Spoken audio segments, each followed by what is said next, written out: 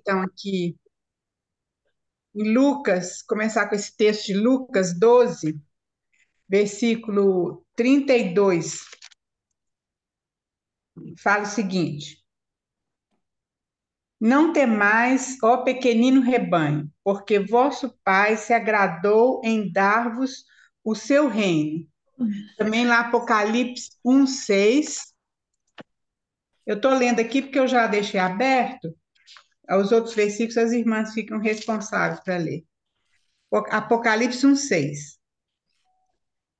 Vamos começar no 5 aqui, tá? E da parte de Jesus Cristo, a fiel testemunha, o primogênito dos mortos e o soberano dos reis da terra, aquele que nos ama e pelo seu sangue nos libertou dos nossos pecados e nos constituiu reis e sacerdotes para o seu Deus e Pai. A ele a glória e o domínio pelos séculos dos séculos. Amém. E Apocalipse também 11:15.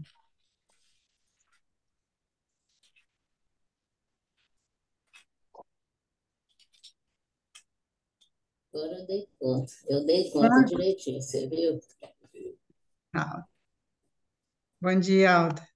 Apocalipse 11:15. O sétimo anjo tocou a trombeta e houve no céu grandes vozes dizendo: O reino do mundo se tornou de nosso Senhor e do seu Cristo, e ele reinará pelos séculos dos séculos.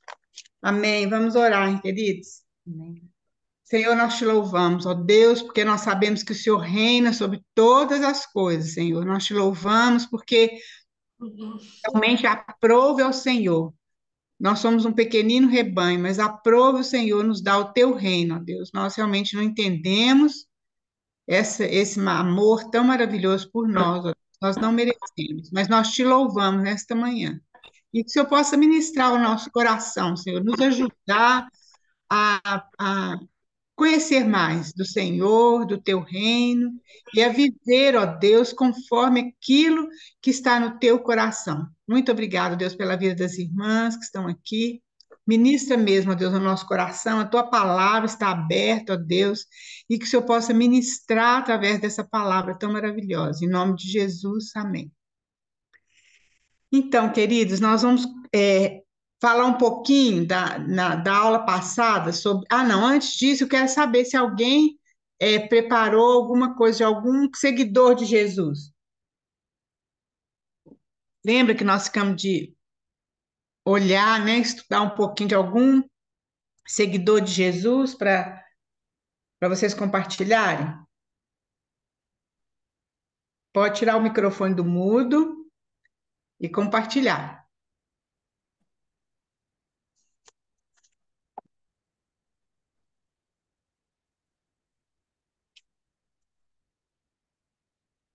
E aí? Na sexta-feira passada, a Márcia compartilhou com a gente, foi uma benção muito grande. E os outros dois, uns dois sexta-feira para trás também, outras irmãs compartilharam, e sempre é uma benção muito grande. Então, isso é importante, tá, queridos? Muito importante.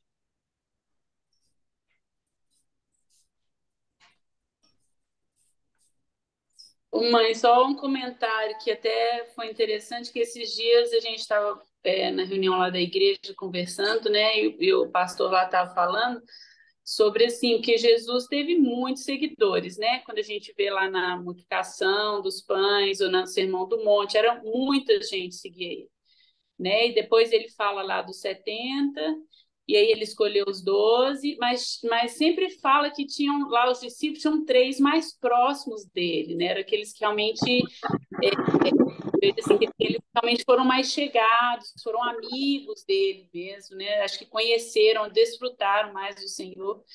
E aí a gente falando da importância realmente de conhecer o Senhor mais próximo, né? Mais próximo e ser querer conhecer mais, né? Então, quando fala lá e não foram pessoas, vamos falar assim, perfeitas, né? Lógico que não foram, né? A gente vê Pedro lá, né? Como é que era impulsivo e várias coisas que ele fez, até mesmo então, assim, mas a gente vê pelo amor, né? A gente vê depois e e depois foram pessoas que deram a vida deles, dedicaram 100%, né, pelo ministério, pelo Senhor Jesus. Então, eu não sei se era mais ou menos nesse sentido, mas eu vejo muito assim, nesse sentido da gente querer ser, né, tá entre os mais próximos, de buscar mais e conhecer, e eu acho que é buscando a palavra dele, estudando, né, orando, tendo comunhão com ele, para a gente estar mais próximo dele.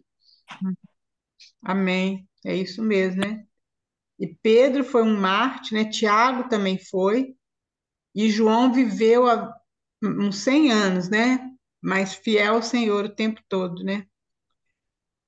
É isso mesmo, né? Nós precisamos disso mesmo. É isso mesmo, Dani. Muito bom. Raquel, eu fico lembrando, há muito tempo atrás, numa conferência, quando o irmão Christian compartilhou sobre eu acho que foi sobre a vida de João, desculpa que a memória, e ele falando que ele tinha o coração de viúva, aquilo nunca mais saiu assim, do meu coração, eu posso ter esquecido tudo, mas Ah, isso ficou tão presente, porque quando ele estava na ilha de Patmos, ele estava falando sobre aquele aham, período, né?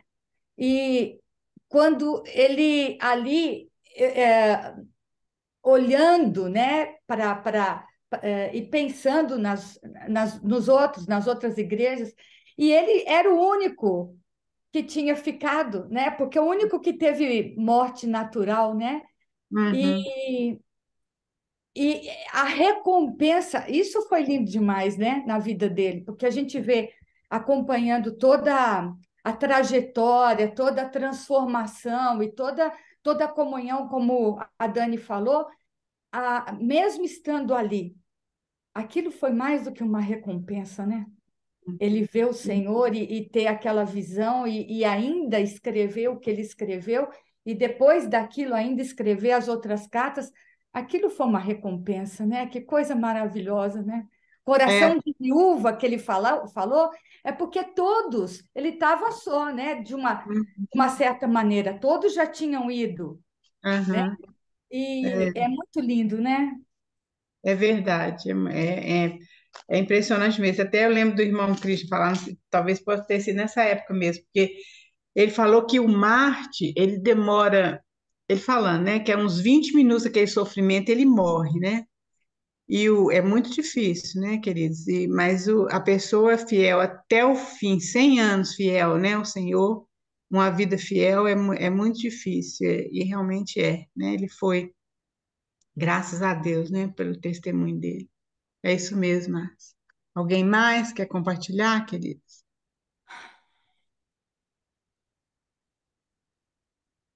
Como é que é bom, né? Quando um fala, outro fala, eu creio que isso aí é muito, muito rico.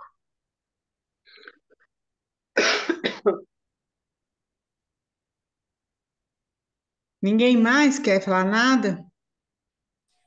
Ai, Deus. Então, vamos continuar aí. Nós vamos recordar um pouquinho, porque aquelas duas parábolas, na última sexta-feira, a gente passou por elas muito rapidamente. Essas parábolas são. Nós estamos lá no capítulo 13 de Mateus, falando sobre as palavras de sabedoria do Senhor Jesus. A gente sabe que Mateus ele escreveu para o povo judeu, e ele cita muito o Antigo Testamento, mostrando, provando mesmo que o Senhor Jesus ele era o Messias esperado pela nação judaica, né, através daquelas profecias todas. E no livro de Mateus é o evangelho que contém mais as palavras de Jesus, aquilo que Jesus falou, né? E a gente dividiu em 5 discursos, a gente não, né? Os estudiosos dividem em 5 discursos, cada discurso termina, e terminando, Senhor Jesus, essas palavras. Então, esses discursos foram divididos assim. A gente viu o primeiro discurso, que é as bem-aventuranças, depois a gente viu o segundo discurso, que é o chamamento dos discípulos, e então nós começamos o terceiro discurso, que são essas parábolas. E essas parábolas são importantes porque o Senhor Jesus começa a revelar o mistério do reino de Deus. Pode colocar aí, Cris, por favor, os slides da aula passada, a partir do quinto slide, que a gente falou sobre a vida de João, e a partir do quinto slide a gente começou a falar sobre a parábola, né? A primeira parábola, então, é a parábola do semeador. A gente viu que o reino dos céus, ele, na realidade, ele começou quando o Senhor Jesus nasceu aqui na Terra. Mas ele começou efetivamente quando o Senhor Jesus começou a pregar. João Batista preparou o caminho do Senhor Jesus, né? Arrependei-vos, porque está próximo o reino dos céus. E o Senhor Jesus começou o seu ministério da mesma forma depois do batismo dele. Arrependei-vos, porque está próximo o reino dos céus. Por que o Senhor Jesus falou que está próximo? Porque ele estava agora semeando essa semente. E a gente sabe que a gente entra no reino dos céus através da porta do arrependimento. Nós precisamos arrepender daquilo que a gente é, daquilo que a gente faz e confiar no Senhor, né? E aí, então, efetivamente, o reino dos céus começa quando o Senhor começa a semear essa semente. E aí ele chama os discípulos, ele fala sobre as características do reino dos céus, que são as bem-aventuranças, né? E a gente vê que é uma coisa, essas bem-aventuranças, elas são completamente opostas, se a gente pode dizer assim, do nosso conceito, do conceito do mundo de felicidade, de alegria, porque ele fala, bem-aventurados vocês são perseguidos, bem-aventurados que choram, e etc., né? E a gente vê, então, que realmente o reino de Deus é um reino diferente, bem diferente. O conceito de rei, porque o Jesus falou que ele veio para servir e não para ser servido. E a gente, quando fala de rei, de reino, a gente lembra só daquela pessoa cheia de súdito, mandando para cá, mandando para lá, etc., né? Mas o nosso rei, ele é diferente. O reino de Deus, então, é um reino diferente. Ele fala: quem é o maior é aquele que vai se tornar o menor, e o menor é aquele que vai se tornar o maior. Então, nesse capítulo 5, 6 e 7, o Senhor Jesus ele coloca as características do reino do céu, né? E aí, então, ele vai começar agora a falar por parábolas. E aí os discípulos perguntam por que o Senhor fala pelas parábolas, né? E aí ele fala, ó, porque vocês têm o privilégio de ver, depois nós vamos ver esses versículos, né? De ver aquilo que as pessoas não viram. E porque também, queridos, os judeus, eles rejeitaram o Senhor Jesus. A gente sabe isso muito bem, só estou refrescando a nossa memória. Lá em João 1,12 fala, veio para os que eram seus, mas os seus não receberam. Jesus veio primeiro para os judeus. Quando ele envia aqueles 12 discípulos, ele fala, vocês não vão em Samaria, vocês não vão em nenhum lugar, vocês vão às ovelhas perdidas da casa de Israel. Então, a primeira missão do Senhor Jesus era realmente levar esse evangelho para os judeus, porque os judeus, o Deus separou esse povo para, através desse povo, o Salvador vir. Porque, através desse povo, a palavra de Deus está nas nossas mãos. Então, esse irmão até que a Márcia falou, irmão Christian, ele falava uma coisa muito interessante. Naquela época era vídeo, né, que a gente tinha. Então, ele falava assim, olha, hoje a criança nasce, aí a gente começa a fazer os vídeos, né, da criança.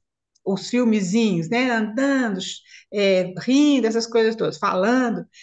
Mas com Jesus foi diferente, esses vídeos foram feitos antes, por causa das profecias, né? Tem 333 profecias sobre o Senhor Jesus.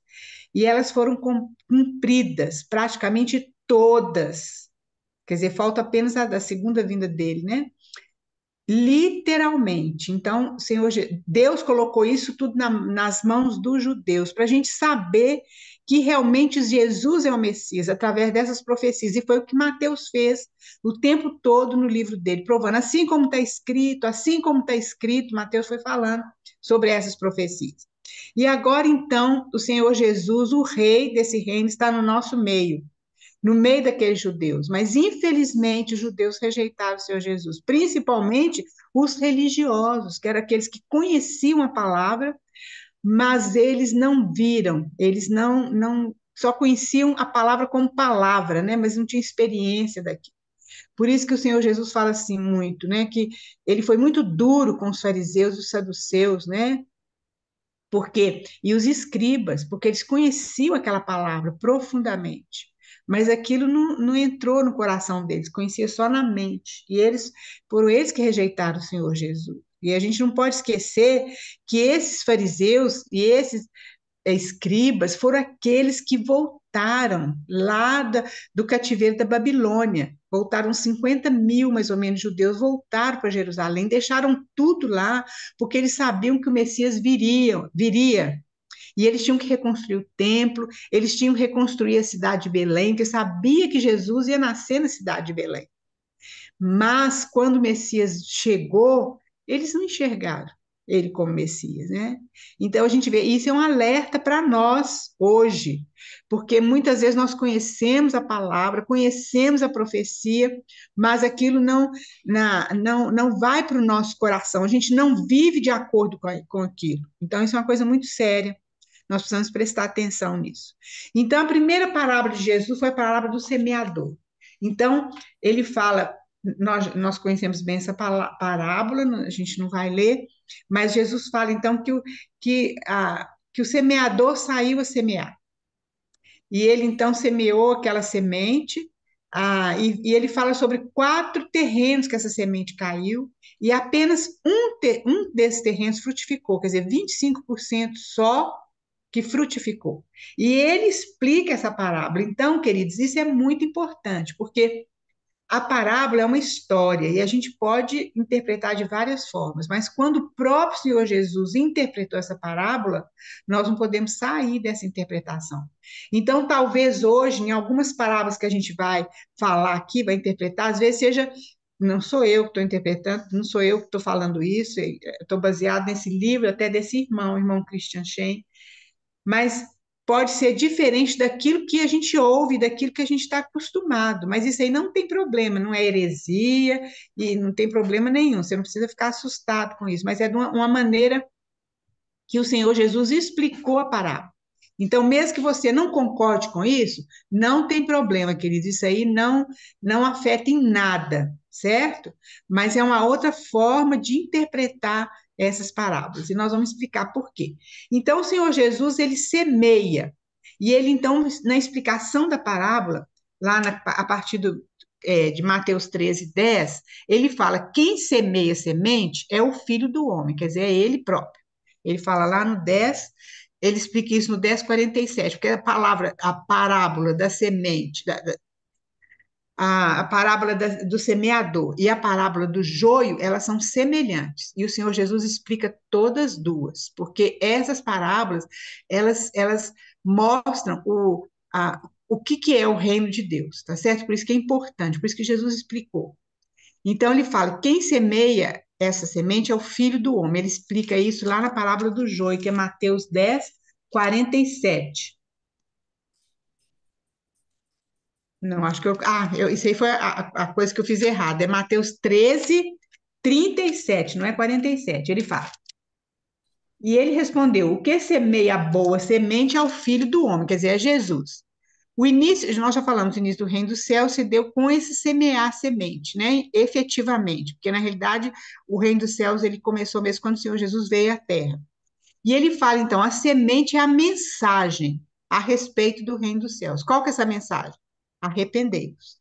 Então, o Senhor Jesus começa o ministério dele com essa mensagem, arrependei-vos. Então, essa é a semente da palavra do reino dos céus, a palavra de Deus. São 4 tipos de semente, 4 tipos de terreno, e cada terreno corresponde a um coração do homem. E aí, apenas um terreno, ele dá fruto, aceita aquela palavra, 25% só responde a palavra do reino, produzindo fruto. Então, esses se tornam os filhos do reino, certo? São aqueles que creem. Então, o rei estava presente, mas não tinham súditos ainda. O Senhor Jesus ele tinha que chamar os súditos, porque não existe reino sem súditos, só com rei. Tem que ter o rei e os súditos. Então, é quando o Senhor Jesus chama os discípulos e prega para aquelas pessoas que começam a segui-lo, né? E a gente vê que ali no Pentecostes começou com 120, depois foi para 3.000, quando Pedro pregou, depois para 5.000, e assim o evangelho foi multiplicando. E então o Senhor percorre toda a Galiléia, nessa época ele estava na Galiléia, que é o norte lá de Israel, e a semear e a chorar, porque ele sabia que 75% daquela semente ia desaparecer, ia voar, ia sumir. mas só apenas 25% ia dar fruto, né? Então, os que responderam essa palavra se tornaram filhos do reino. E aí, queridos, tem uma diferença, porque aí vem a parábola do joio, né? Que fala que o inimigo semeou. Então, na segunda parábola, a semente agora são essas pessoas que responderam a palavra do reino. São aqueles que creram no Senhor Jesus. Então, agora, o Senhor Jesus vai semear essas pessoas em todo canto do mundo, em todos os lugares.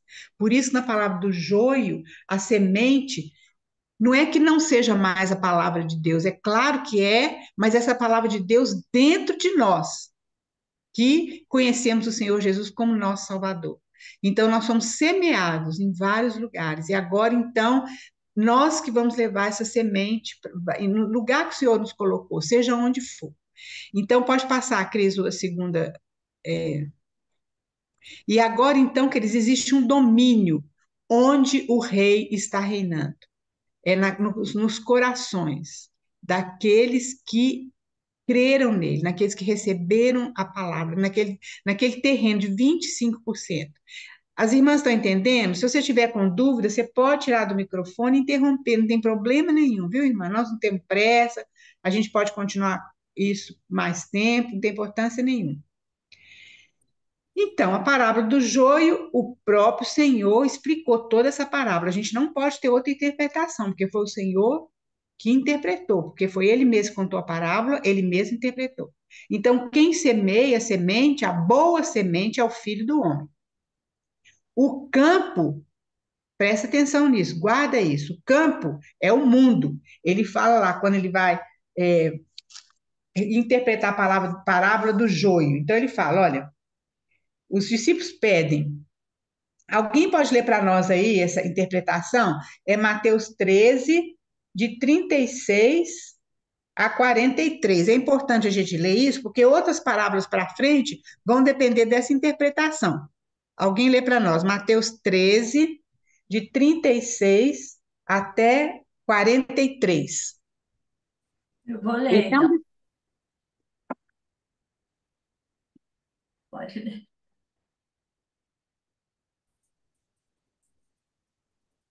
Pode ler. Então, despedindo as multidões, foi Jesus para casa e, chegando-se a eles, os discípulos disseram: Explica-nos a parábola do joio do campo. E ele respondeu: O que semeia a boa semente é o filho do homem. O campo é o mundo e a boa semente são os filhos do reino. O joio são os filhos do maligno. O inimigo que o semeou é o diabo. A seita é a consumação do século. E os cefeiros são os anjos. Pois assim como o joio é colhido e lançado ao fogo, assim será na consumação do século. Mandará o Filho do Homem os seus anjos, que ajuntarão ao seu reino todos os escândalos e os que praticam a iniquidade, e os lançarão na fornalha acesa. Ali haverá choro e ranger de dentes. Então os justos resplandecerão como o sol no reino de seu Pai. Quem tem ouvidos para ouvir, ouça. bem, amém, gente, é isso mesmo. Então, veja bem, é essa explicação. Quem semeia o filho do homem, o campo é o mundo, as sementes são os filhos do reino. Eu já expliquei por que agora as sementes são os filhos do reino, porque agora aquela palavra do reino está em nós, em nosso coração. Então agora nós vamos espalhar essa palavra. Os joio são os filhos do maligno, o inimigo é o diabo maligno que semeou no meio ali, né, para fazer confusão. A ceifa é a consumação dos séculos e os ceifeiros são os anjos. Nós vamos ver que a última parábola, que é a parábola da rede, vai ser uma parábola muito semelhante a essa aqui. Raquel, Oi. Raquel, eu estou numa dúvida aqui que eu não consegui clarear. É porque as sementes são as pessoas que estão levando a palavra de Deus, está semeando. Agora, o joio, os filhos do maligno. O que é esses filhos do maligno? São aqueles, Virgínia, que não creram em Jesus. São aqueles que Jesus pregou ali na Galileia, né, para muitas pessoas. Mas, por exemplo, os fariseus, os escribas, aqueles que não creram no Senhor Jesus, que não receberam essa palavra, que não creram nessa palavra, são essas pessoas, então, que são filhos, porque ou a gente é filho de Deus, ou a gente não é. Ou a gente Entendi. está em Jesus, ou a gente não está. Não existe um meio termo aí, entendeu?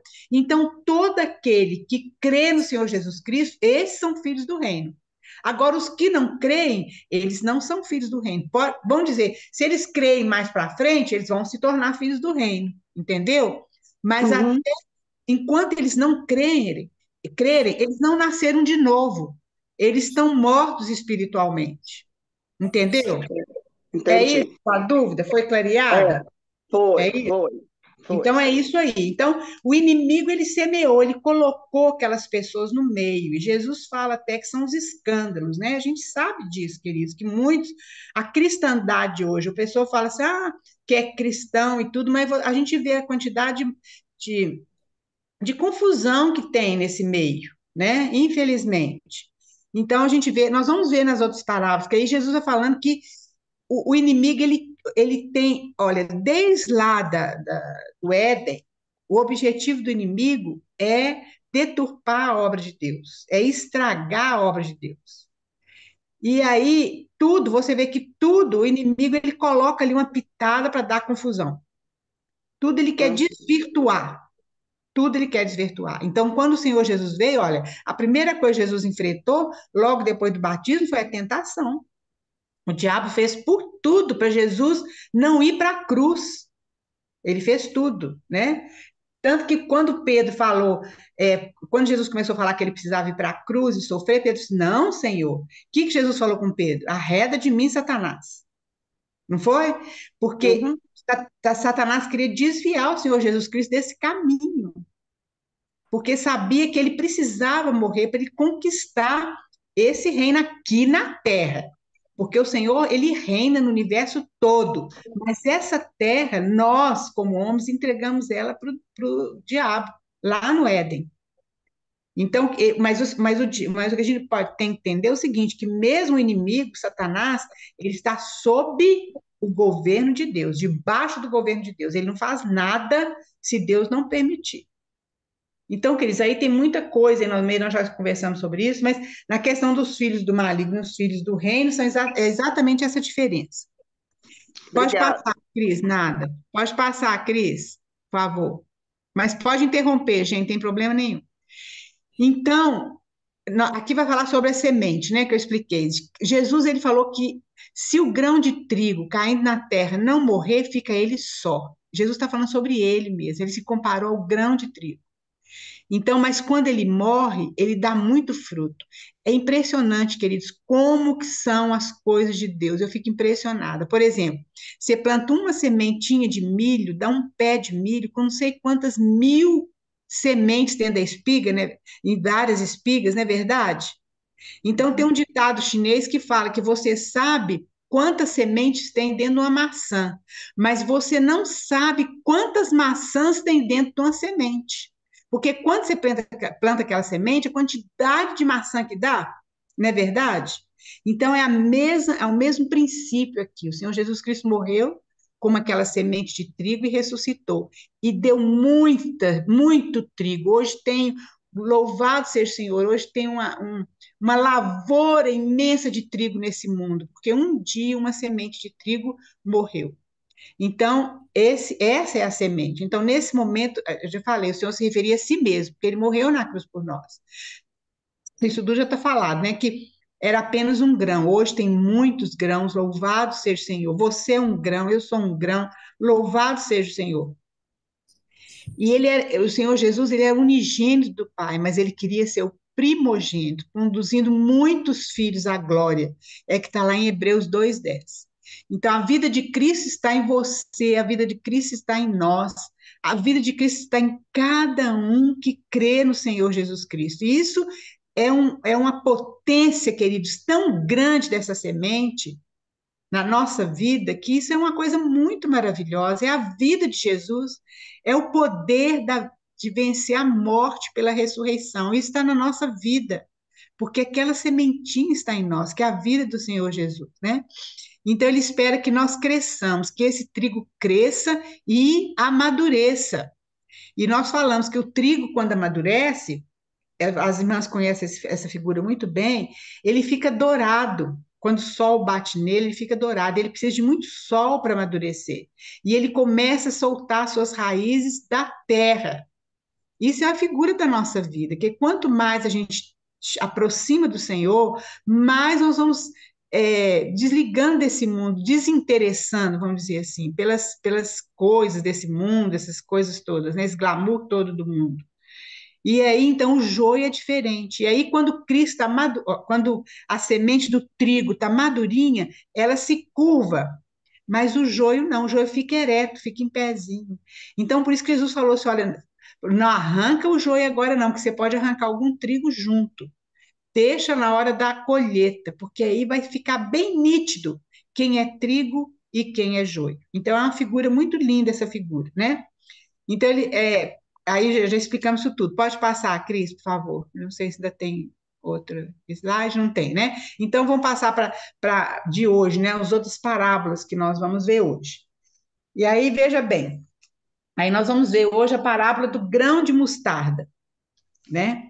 Essa parábola, ela fala o seguinte: alguém lê aí Mateus 13, 31 e 32, por favor, enquanto a Cris coloca os slides para nós. Jesus lhe propôs Jesus lhe propôs outra parábola dizendo: o reino dos céus é semelhante a um grão de mostarda que um homem pegou e plantou no seu campo.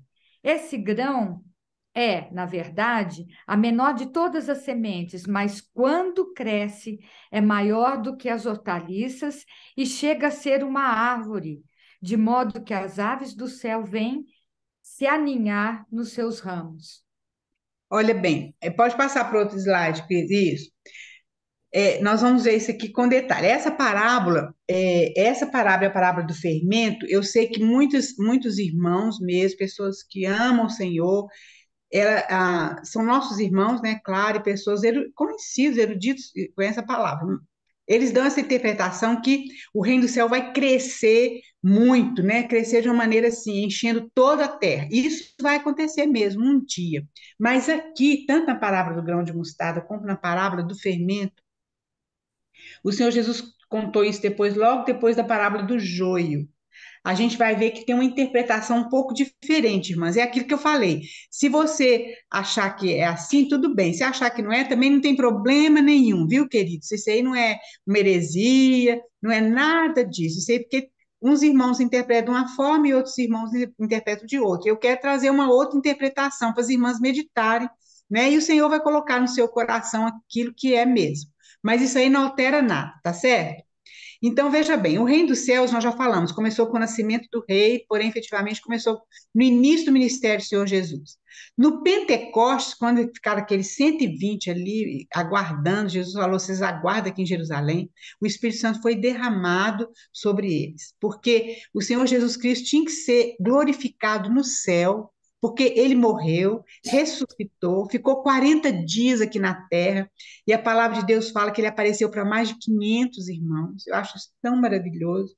A primeira pessoa que ele apareceu foi a Maria Madalena, que tinha expulsado 7 demônios daquela mulher. Porque eu fico pensando, mas se fosse eu tinha aparecido lá para Pilatos, para aqueles fariseus.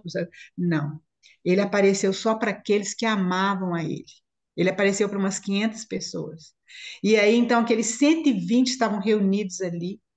E aí, quando o Senhor Jesus Cristo foi assunto ao céu, ele subiu ao céu, né? Os discípulos viram, as pessoas viram ele ascendendo ao céu. Ele é o capítulo 5 de Apocalipse, ele recebeu a glória, a honra, ele recebeu aquele livrinho com aqueles selos, que é a história do universo, só ele tinha autoridade para abrir aqueles selos. Então, quando ele foi glorificado ali, Aí então o Espírito Santo veio, foi derramado sobre aqueles 120, foi derramado sobre aqueles que creram no Senhor. Essa era a promessa do Senhor. E aí o Espírito Santo veio para ficar, porque até então o Espírito Santo vinha e voltava. Por exemplo, às vezes Davi, ele era revestido com o Espírito Santo, mas o Espírito Santo não habitava nele. Antes do Pentecoste, o Espírito Santo não habitava em nenhum dos homens. Mas hoje, depois do Pentecoste, ele habita em nós, habita em você, em mim, todos aqueles que creem no Senhor Jesus Cristo. E isso é uma coisa muito linda, muito maravilhosa, muito profunda. Nós não entendemos, mas nós cremos, porque a palavra de Deus fala isso. Então, veja bem, nós estamos nesse reino, e esse reino vai prosseguir eternamente. Então, o reino dos céus ele começou de uma maneira espiritual, foi o Senhor Jesus Cristo distribuindo aquela semente, plantando aquela semente aqui no mundo, né? E porque todos nós somos pecadores, o Senhor veio para morrer por nós e nos comprar com o sangue precioso dele. Ele se tornou nosso Salvador, o Cordeiro de Deus que tira o pecado do mundo. Então é assim que começa o reino de Deus. Então nós vamos ver na parábola depois do tesouro escondido e da pérola que o Senhor Jesus Cristo comprou esse tesouro. Nós vamos ver outros versículos muito lindos, né? Para os judeus, esse reino está em oculto. Os judeus que não creem em Jesus, esse reino está em oculto, está em segredo. E para o mundo também, porque o mundo não conhece isso. O mundo vê a gente como igreja, como cristão, mas nós somos. A igreja é perseguida, né? Nós sabemos, tantas histórias, tantos irmãos. Ontem uma irmã estava falando aqui, são mais de 100 mil irmãos, parece que ela falou, foi isso mesmo, mortos por dia por causa do evangelho. É uma coisa muito grande, é uma coisa muito doida, gente. Como nossos irmãos têm sido perseguidos. E nós também somos humilhados muitas vezes, somos tratados como a escória do mundo, aquilo que Paulo falou, né? E aí, então, esse reino está escondido ainda para esse mundo, mas um dia esse reino vai se manifestar. Foi aqueles versículos que eu li ali, né, queridos, que Jesus falando, né? Alguém abre aí Mateus 13, 16 e 17, por favor.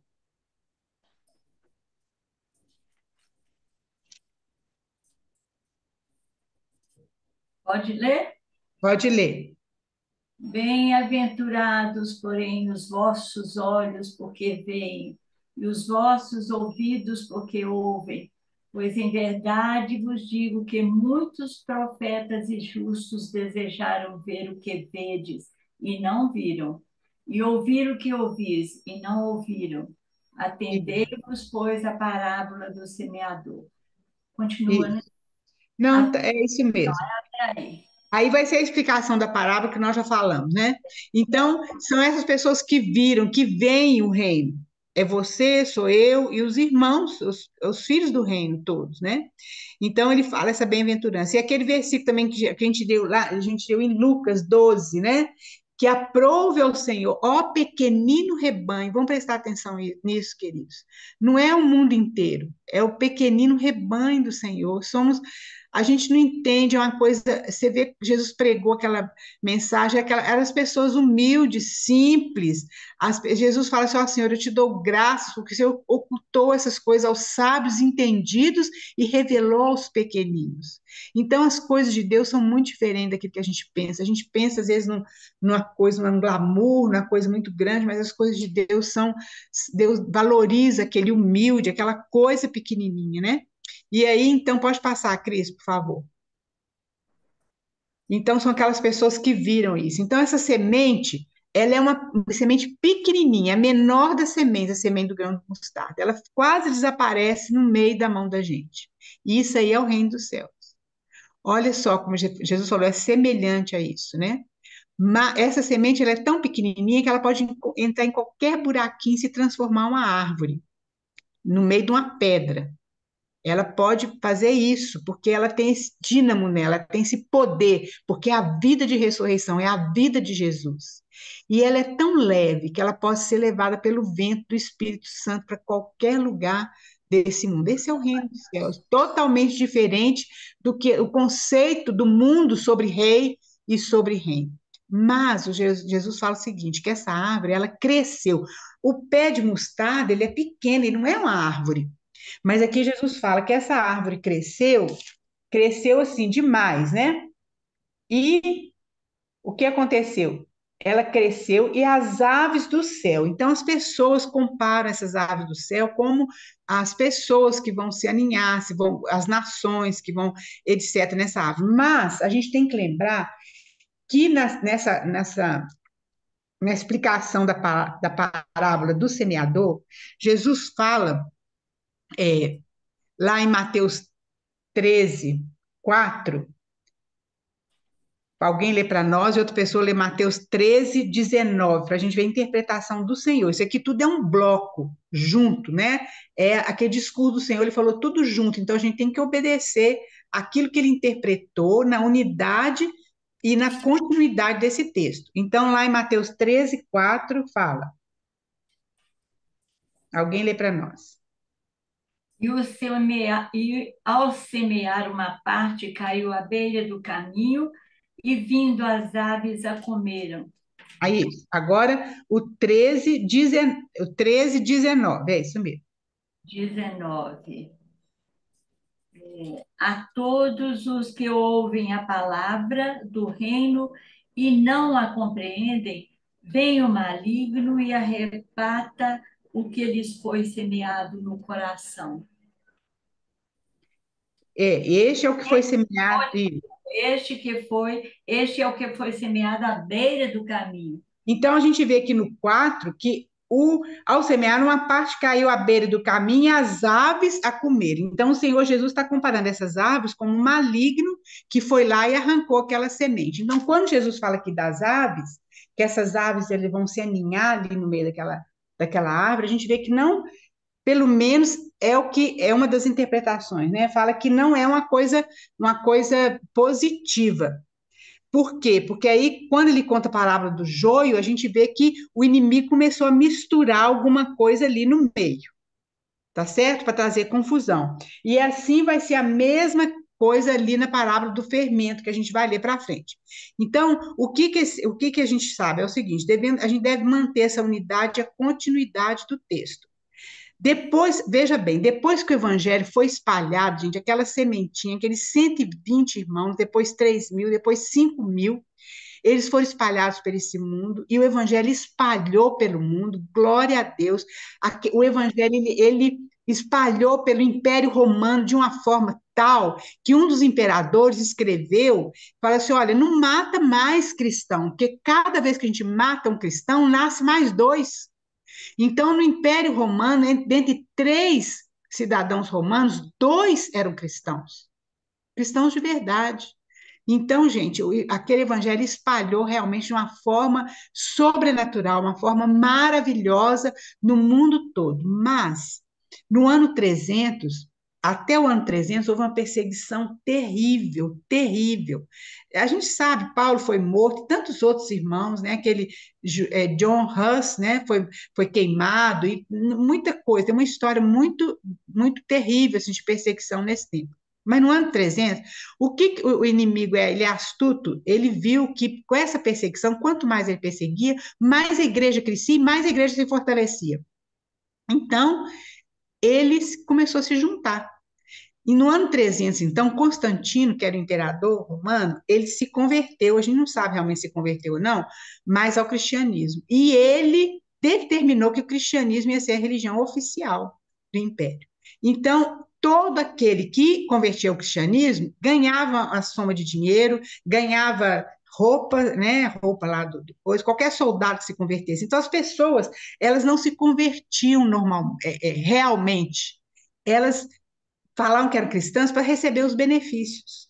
Então, aí, no ano 300, começou uma mistura muito grande, começou uma confusão muito grande. Por isso, queridos, quando a gente vai ler uma história que a gente chama, os irmãos, os eruditos chamam, é um tempo negro da igreja, porque começou a mistura, foi quando começaram aquelas, porque aí os gregos tinham os deuses dele, né, Vênus, esse negócio todo, e eles começaram, então, a colocar essas imagens, porque se a gente for ver a cara, a fisionomia da deusa Vênus, como, por exemplo, a Maria, mãe de Jesus, é tudo igual. Então, eles começaram a colocar as adorações dele, a religião dele, misturar com o cristianismo. porque eles queriam ser cristãos para poder receber esse benefício do governo. Então, foi quando esse joio foi misturado ao trigo, foi quando essa árvore cresceu desproporcionalmente, porque aí começou uma mistura muito grande, e aí então a gente vai ver depois, só lá no ano de 1500 e pouco, começou a reforma. Antes disso, existiam os irmãos verdadeiros, claro que existia. Existia a igreja do Senhor Jesus Cristo, ela continuou, porque o Senhor Jesus Cristo falou que as portas do inferno não iam prevalecer contra essa igreja, mas começou uma mistura muito grande. E aí, na reforma, teve que haver aquela reforma, porque o negócio estava desbandeirou, né? Pode passar aí, Cris. Então, essa é a parábola do grão de mostarda e a parábola do fermento. Por que, que a parábola do fermento? Porque esse fermento não é uma coisa boa, vamos dizer assim. Porque lá em Marcos, alguém abre Marcos 8,15 e alguém lê o Mateus 16,6, por favor.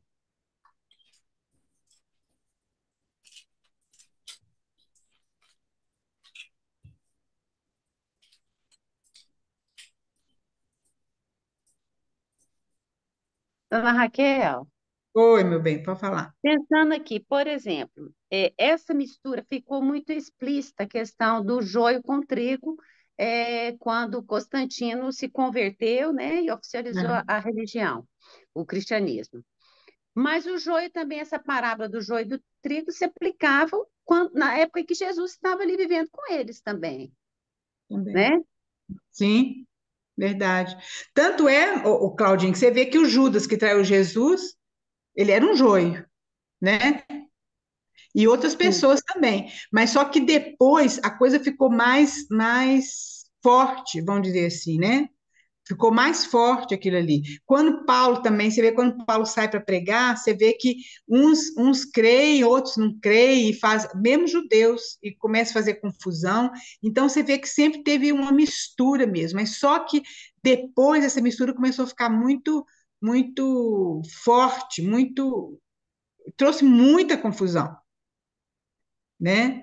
Então, sempre houve isso aí, essa mistura. Mas depois o negócio, porque você vê, o catolicismo, né? Vamos falar aqui do catolicismo.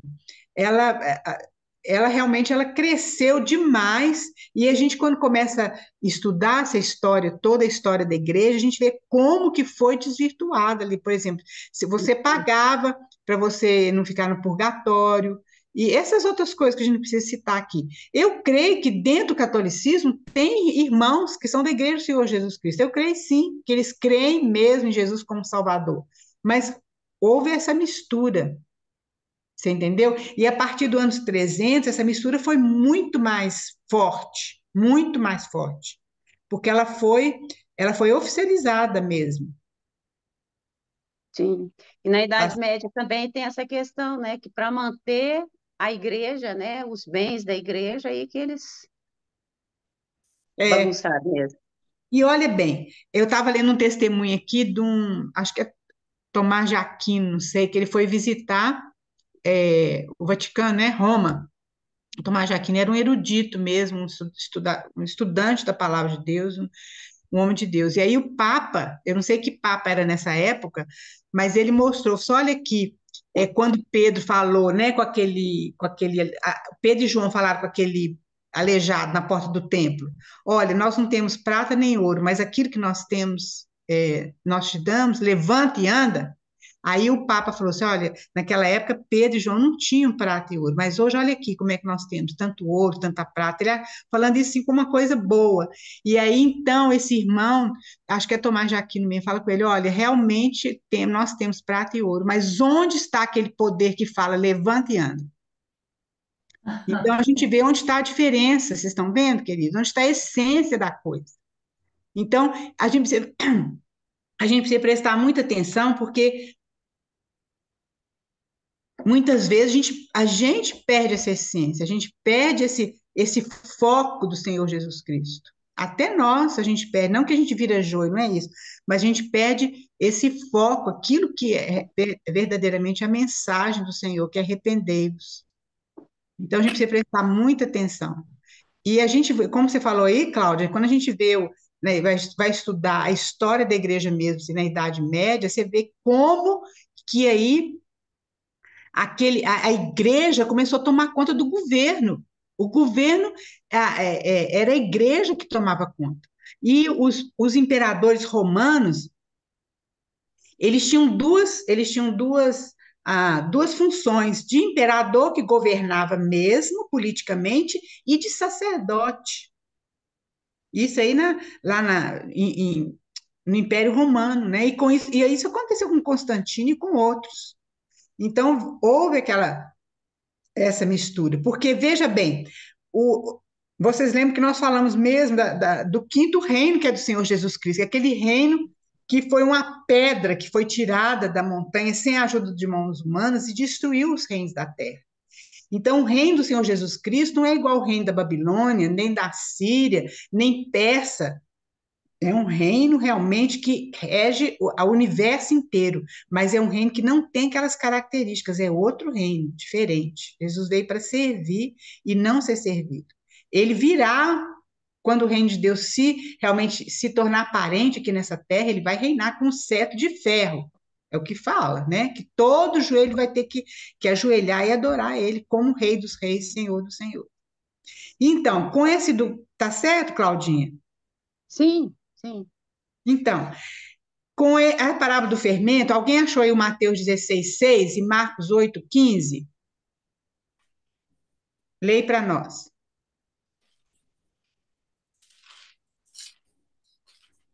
Qual que é o primeiro que é para ler? Qualquer um, pode ser Ah, qualquer um. Marcos 8:15. Jesus os preveniu, dizendo: fiquem atentos e tomem cuidado com o fermento dos fariseus e com o fermento de Herodes. Olha bem, Jesus está falando aí do fermento como uma coisa negativa. O fermento dos fariseus e o fermento de Herodes. E lá em Mateus 16:6. E Jesus lhe disse: Vede e acautelai-vos do fermento dos fariseus e dos saduceus. Olha bem. Então, o fermento, o que acontece?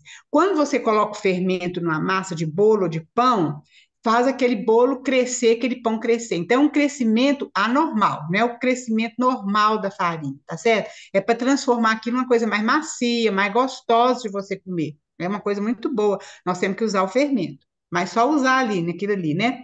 O pão sem fermento é um pão duro, difícil de mastigar. E aí é o que esse irmão fala, muitas doutrinas bíblicas, elas são difíceis da gente aceitar. Então, para amenizar aquilo ali, as pessoas acrescentam um pouquinho de fermento. Não é tanto assim, você pode ser assim, pode ser assado, pode. Nós mesmos muitas vezes fazemos isso. Mas como é que fala, gente? O objetivo de Jesus, ele não baixa, Jesus não abaixa quando eu estou esquecendo a palavra, desculpa. Quando aquele jovem rico chegou perto de Jesus, Jesus falou assim: olha, falta uma coisa, vende o que tens e distribui os pobres. Jesus não abaixa o nível dele. Quando é falado aquilo na palavra, é aquilo que está falado. Então, às vezes, a gente quer colocar um fermentozinho ali, quer colocar uma coisa para amaciar aquilo ali, para não ser tão difícil, né? Então, por isso tem trazido tantas heresias dentro da igreja. Esse é o problema. Então, esse fermento tem trazido heresias no nosso meio. Por isso que essas duas parábolas, a interpretação delas é exatamente isso, por causa de outras palavras que fazem parte disso aí. Agora, eu sei que muitos irmãos, eles falam disso como uma coisa positiva. É como que eu estou falando com as irmãs. As irmãs não ficam assim assustadas, nem, ai meu Deus, a pessoa então é herético. Não, não, de forma nenhuma, queridos, não é isso. Mas eu só estou querendo explicar assim, a gente aprofundando mais no estudo, a gente vê isso aí, como que acontece, tá certo? Hoje mesmo, quando a gente olha para a cristandade, todo mundo que se chama cristão, eles falam de Jesus, parecem que são cristãos, mas na realidade é só aparência. Não são. A gente vê quantas heresias, quantos escândalos têm acontecido, infelizmente, dentro da cristandade, né? Pode passar, Cris, por favor. Então, essas duas parábolas São isso. Então, a parábola, agora mais duas parábolas, que é a parábola do tesouro escondido e a parábola da pérola. A gente também interpreta isso como esse tesouro escondido somos nós que achamos o Senhor Jesus, né? Pode ser também a pérola, porque o Senhor Jesus é isso. Mas quando a gente olha com cuidado, a gente deve lembrar que tem que continuar a mesma interpretação. Então, quando Jesus fala que o campo é o mundo, e ele vai falar agora, alguém lê para nós a parábola do tesouro escondido, que é Mateus 13:44. Falta pouquinho para a gente terminar, que eles vão gastar mais uns 5 minutinhos, se as irmãs não importarem, da gente continuar. É para É para ler? ler, dona Raquel? Lê para mim, por favor. Lê para mim aí, Cláudia. O reino O 44. reino, o reino dos céus é semelhante a um tesouro oculto no campo, o qual certo homem, tendo achado, escondeu. E transbordando de alegria, vai, vende tudo que tem e compra aquele campo. Lê o da pérola também de uma vez, por favor. O reino dos céus é também semelhante a um que negocia e procura boas pérolas. E tendo achado uma pérola de grande valor, vende tudo o que possui e a compra. Olha, então, nós precisamos lembrar de a mesma coisa. O campo é o mundo, está no mesmo contexto dessa palavra de Jesus. O campo é o mundo. O homem é o filho do homem, que foi o que o Senhor Jesus explicou para trás, né? O Senhor, então, ele acha esse tesouro aqui na terra, que é a sua igreja. Somos os filhos do reino, o povo do Senhor, aquele pequenino rebanho que aprove a Deus dar o seu reino. Então, ele cheio de alegria. Alguém abre Hebreus 12:2. O Senhor Jesus, então, paga por aquele tesouro. Veja bem, aqui na pérola, né? E tendo achado uma boa de grande valor, vende tudo que possui e compra. O Senhor deu tudo. O que era o tudo dele? Era o filho dele, o Senhor Jesus Cristo.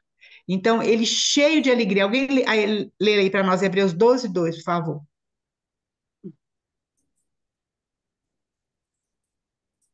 Olhando firmemente para o autor e consumidor da fé, Jesus, o qual, em troca da alegria que lhe estava proposta, suportou a cruz, sem se importar com a vergonha, e agora está sentado à direita do trono de Deus. Olha bem, a alegria que estava no coração do Senhor, ele não se importou com aquilo, porque ele achou aquele tesouro que é a igreja dele. E ele escondeu esse tesouro de novo. Por quê? Porque o reino de Deus está escondido ainda aos olhos do mundo e aos olhos dos judeus, né? Está escondido. Então, esse tesouro está escondido, é um segredo. Alguém abre lá Salmo 78:2.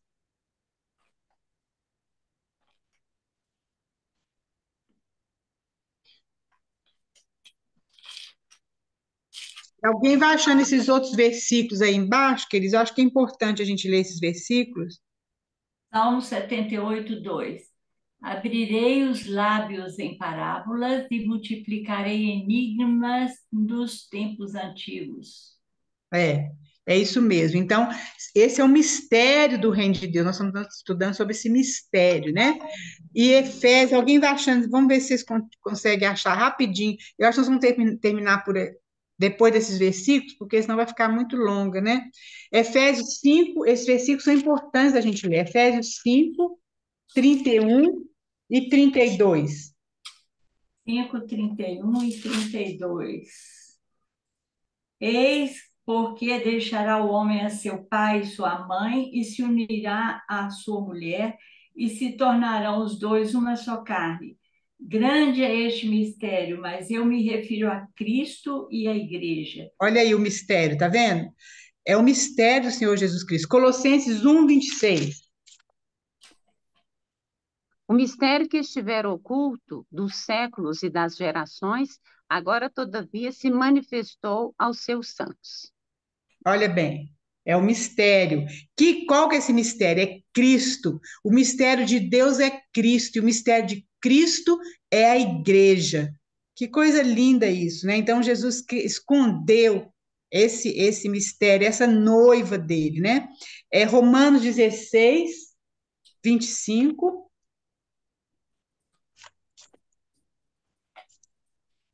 Quem abriu Colossenses, fica aí no Colossenses 2:2 para ler para nós. Romanos 6. 16, 25.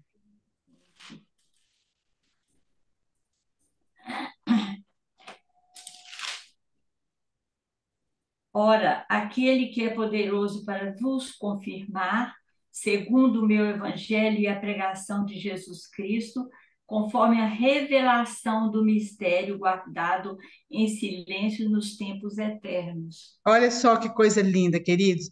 O Senhor Jesus Cristo, a cruz do Senhor Jesus Cristo é antes, é lá nos tempos eternos, né? Não foi um plano B de Deus, né? E Colossenses 2:2.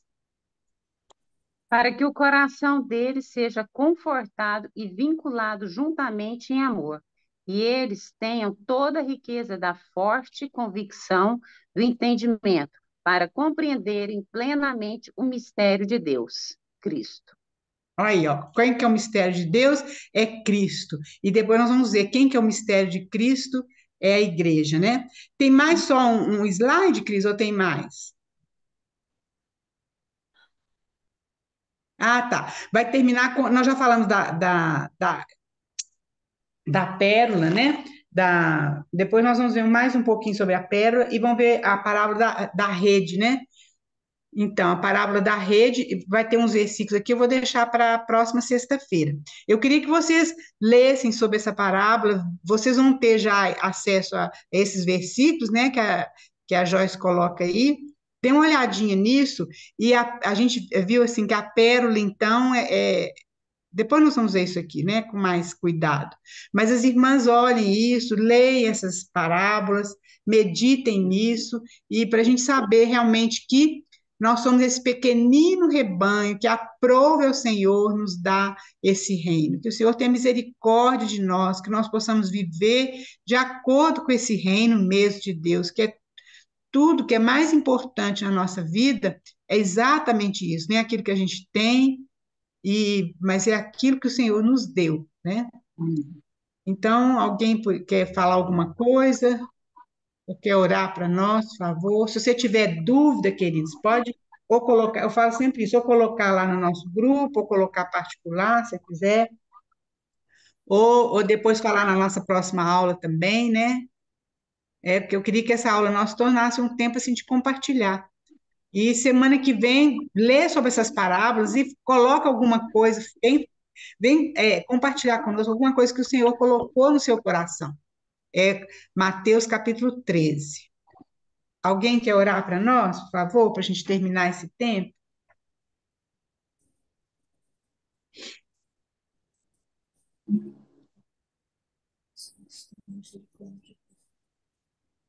Oh, glória ao Senhor por esse tempo. Glória ao Senhor pelo que aprendemos agora. Glória ao Senhor porque o Senhor fala aos nossos corações. Glória ao Senhor, ó Deus, porque estamos juntas aqui procurando conhecimento da tua palavra. E graças te damos pela vida da Raquel, que o Senhor possa abençoá-la muito. Abençoando todas as irmãs que conosco estão juntas aqui. Em nome de Jesus. Amém, Senhor. Amém. Amém. Amém. Ó, bom fim de semana para todos, que o Senhor abençoe a todas, viu? Cris, obrigada.